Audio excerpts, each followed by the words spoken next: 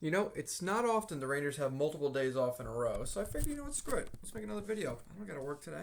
Just got back from school, chilling. Had this video all set up for you guys, so I figured, screw it. Why not record it now? I was gonna do it tomorrow, but you know what? I'm bored, so I'm gonna do it now. Here we go. So, today's video, we're gonna be doing the Rangers quarter three point projections. What do I mean by quarter three? It means we're 3/4 or 3/4 done with the season. We're 64 games in, so we're a little bit past that, but we're going on a technicality. So basically what this video is going to be is taking every single player that's played a game for the, well, we assume is going to play a game for the Rangers towards the end of the season, assuming they're going to play all 18 final games, and I'm going to give you their point projections. So, make it simple. Stats are based off goals per game, assists per game, points per game. The projected numbers assume that X player plays in each of the remaining games scheduled, all 18. You're going to see like two forward lines with 4 players on them, because we don't know what the lines are going to be, so we're making assumptions. Bold and italicized statistics means they are team leading. Let's get into it. So we're going to start on the fourth line. So as you can see right off the rip, we have 4 players, because we really don't know what the fourth line is going to look like when we're fully healthy.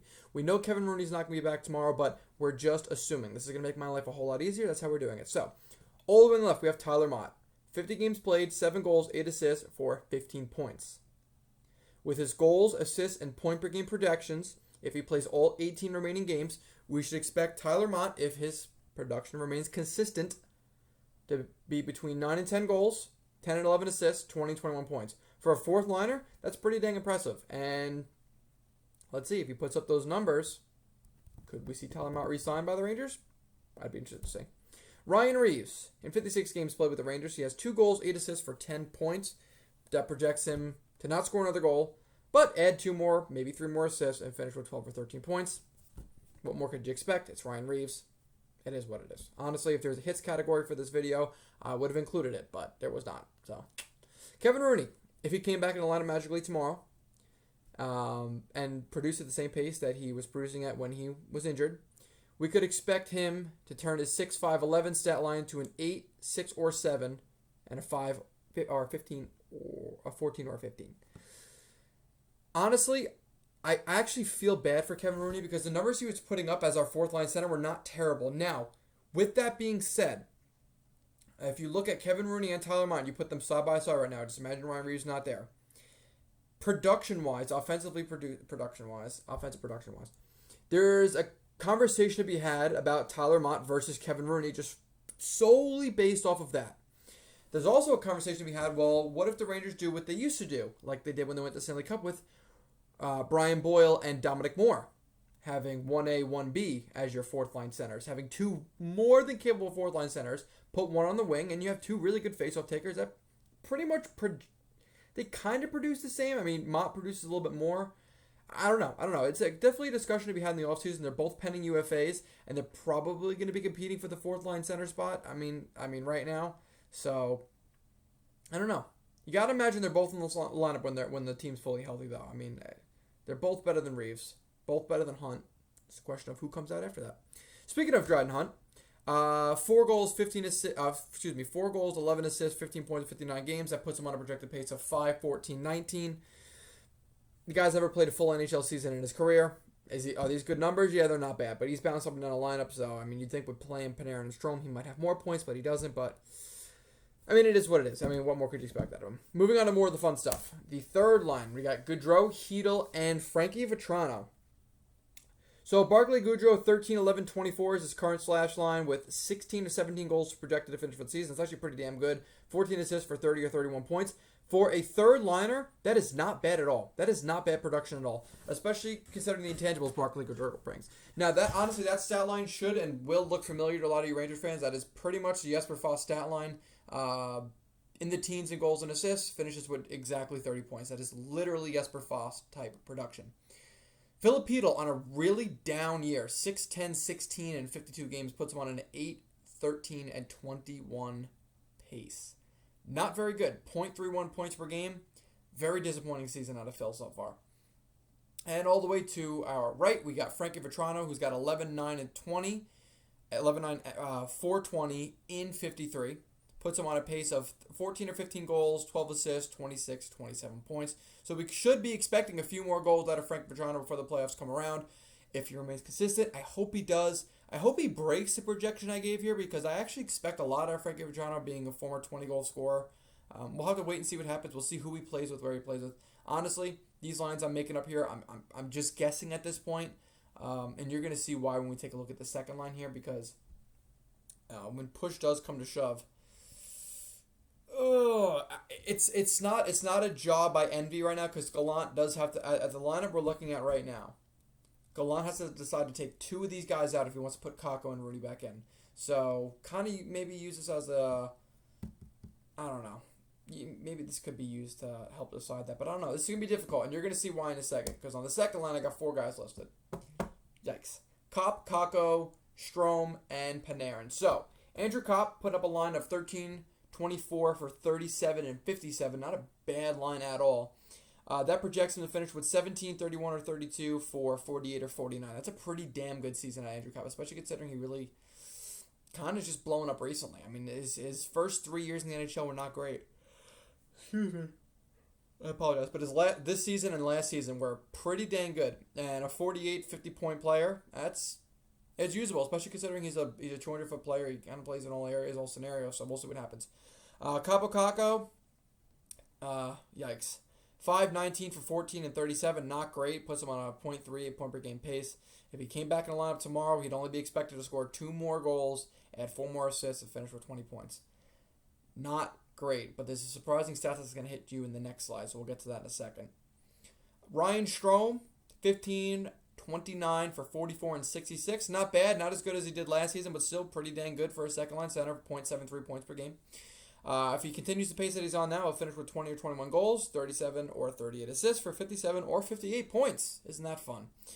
Not a terrible season out of Ryan Strome. 57, 58 points for your second-line center is not bad at all. Would I prefer Mark Scheifele? Of course. But you know what? Not a bad season out of Ryan Strome. Now, Artemi Panarin, 16, 57 for 73 and 59. Probably the quietest 14 points over point per game status in the entire league right now. If he continues the pace he's at and he plays all 18 remaining games, which it appears he will, knock on wood, he'll finish with 20 or 21 goals, 74 assists, and 94 or 95 freaking points. That is insane. Insane.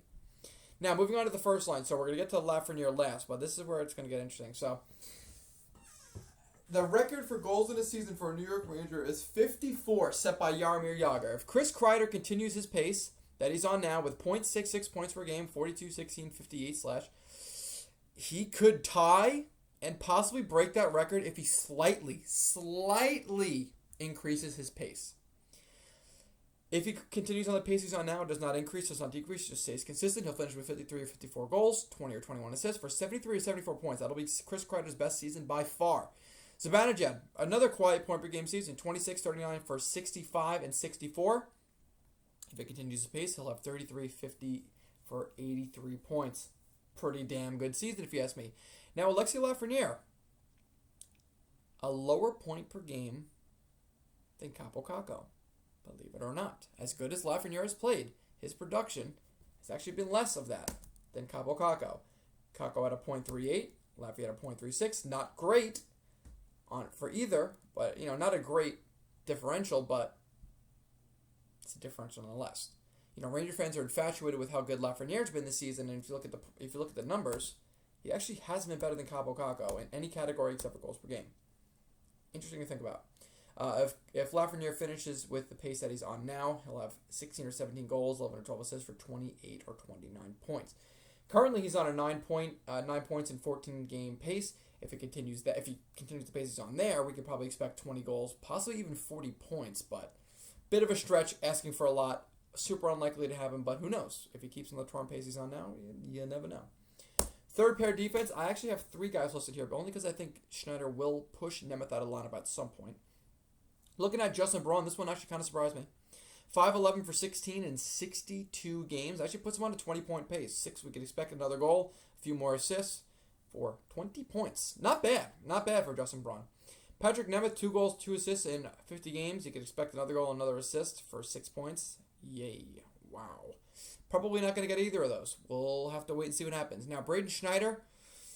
Actually, I was a little bit surprised about these points. I thought he was going to have more. I think his play, his eye test definitely is outdoing his numbers. A goal, 5 assists for 6 points in 26 games, puts him on a 2.810 pace. Probably not going to see that because I don't know if he's going to get any more games over Nemeth. It's very weird right now. I think Schneider should be playing over Nemeth. I think him sitting a game is a bit of a reality check. We'll see what happens, but I don't know. We'll have to wait and see. Second pair. I actually was expecting to see a lot bigger numbers out of K'Andre Miller, but I'm not disappointed. I'm not disappointed by any means. I just feel like he's been playing so well this season. It's weird to see such low point totals. 5'9" for 14 and 64. Puts him on a 6, 11, or 12 for 17 or 18 point pace. Honestly, not great. I thought his numbers were a lot better than this, but K'Andre Miller's had a spectacular season all around. He's been absolutely electric, so the points will come. Right now he's playing excellent, so I can't complain. Jacob Trouba, a pleasant surprise this season. 10, 22 for 32 and 64 puts him on an exact half a point per game pace, which puts him on for 12 or 13 goals for 28 and 28 assists for a 40 or 41 point season. Honestly, if you had a 40-point defenseman 10 years ago, that is freaking huge. So the fact that we got two of them right now, and you'll see another one in a second, it's pretty dang good. Jacob Trouba this is his best season he's ever played as a Ranger. I attribute a lot of that to Gerard Gallant and just the position you put Trouba in. Confidence instilled and letting him be more than just a shutdown defender that's constantly getting beat on the rush. Last but not least, I know I'm running through this video. I got class here in a second. Ryan Lindgren, 4, 8, 12 in 61 games, puts him on a 5, 10, 15 pace. 15 points out of Ryan Lindgren, honestly not bad. You'd think he'd have more points playing alongside of Adam Fox, but not to be. Lindgren has not had a bad season by any means. Scoring is not really his thing. Now, Adam Fox, 10, 54 for 64 and 61. A 1.05 pace with an extra decimal point in front because I am great at grammar and math. Puts him on a 1370 83 pace. That'll be the most points by a Rangers defenseman since I believe Brian Leetch in the 90s, late 90s. So I'll take it. But honestly, that's it, guys. I just really want to make a quick video for y'all today. Nothing too spectacular. I had time to make a quick video before class started, which it started a minute ago, so I'm going to go join on there now. Figured I'll let you guys look at those stats. I'll let you digest them. The Rangers play tomorrow, so hopefully we'll talk tomorrow. We'll see. Thank you guys for watching. Comment down below your thoughts on the stats and numbers. What surprised you? What didn't surprise you? What did you expect? What didn't you expect? Who knows? I'll see you on the next one. Peace.